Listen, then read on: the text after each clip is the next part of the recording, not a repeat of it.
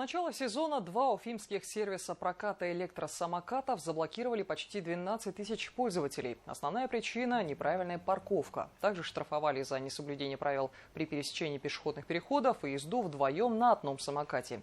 В связи с этим не только на дорогах, но и в образовательных учреждениях сотрудниками ГАИ регулярно проводятся профилактические мероприятия.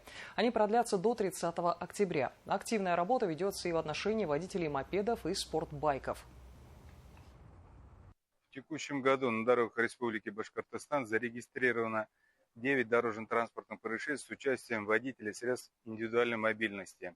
На сегодняшний день более 900 несовершеннолетних правонарушителей привлечены к ответственности, в том числе и родители, которые были приглашены на комиссии по делам несовершеннолетних.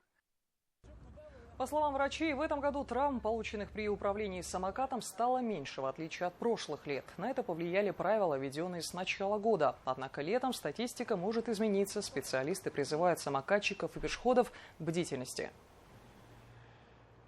Чаще всего, конечно, получают, переломы лодыжек, перелом костей голеней.